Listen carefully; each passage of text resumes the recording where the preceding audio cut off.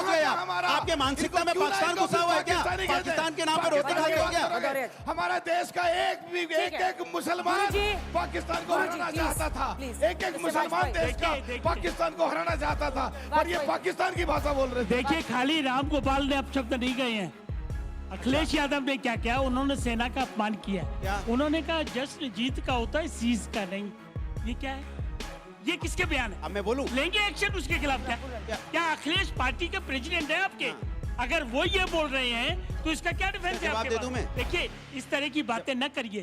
ये लड़ाई आतंकवाद के खिलाफ है, ये आपको समझना होगा। बिल्कुल है। आपने कहा कि ये टूरिज्म पे जा रहे हैं सांसद का डेलीगेशन, एक तरफ तारीफ कर रहे हो, दूसरी तरफ कंडेम कर रहे हो। किस बात का पोस्टमार्टम कर रहे हो? पोस्टमार्टम कर रहे हो जब आप ये कह रहे हो कि सेना का पराक्रम है। सेना के जयराम रमेश ने कहा, वाजपेयी जी खड़े होके राजनीतिक शक्ति होती है कि नहीं होती? बोलने से नहीं होता है। 1971 में क्या हुआ था? एक मिनट, कंक्लूडिंग रिमार्क। देखिए, मैं गंभीर सवाल खड़े करना नहीं, चाहता गंभीर हूं। सवाल में एक सवाल मेरा भी है, थोड़ा सा सुन लीजिएगा, उसका बिल्कुल। जवाब जरूर दीजिएगा। कितना प्लेन गिरा, ये जानने की जल्दबाजी सिर्फ कांग्रेस पार्टी को इतनी क्यों है? क्योंकि ये सवाल ना समाजवादी विपक्ष के तमाम नेता भी नहीं पूछ रहे। मतलब पाकिस्तान की जय जयकार करनी है ये क्या? पाकिस्तान एक की second sir, the army will choose when it wants to respond. क्या बात करते हैं आप? ये पाकिस्तान की जय जयकार कैसे हो गई? अभी मुझे बताइए, कैसे नहीं हो गई? यूक्रेन ने रशिया पर हमला किया, रशिया ने पाकिस्तान को भारत ने कहां मारा, हमारे देश की सेनाओं ने कहां मारा, ये क्यों नहीं पूछते? अगर तुम ये पूछो हमारे लोग कहां मरे, तो तुम पाकिस्तान की भाषा बोल रहे हो। बेसिक चीज मैं एक बड़ी गंभीर बात करना चाहता हूँ। जो हमारा अमेरिका ने आज क्या किया है, आसिम मुनीर को चीफ गेस्ट बनाया है। उस 250 वर्षों की सेना के हो रहे हैं। चीन जो है वो एक नया ट्रिनिटी 5th जनरेशन के विमान पाकिस्तान को देने वाला है, एयर डिफेंस सिस्टम देने वाला है। और जो जितने भी विश्व के देश हैं, आज एक सवाल का जवाब भारतीय जनता पार्टी के प्रवक्ता दें। जितने हमारे सांसद गए थे विदेश में, क्या यह कूटनीति की असफलता नहीं कि एक भी देश ने यह रिजोल्यूशन पास नहीं किया कि हाँ पाकिस्तान आतंकी देश है? खत्म, bye bye, tata, goodbye, गया।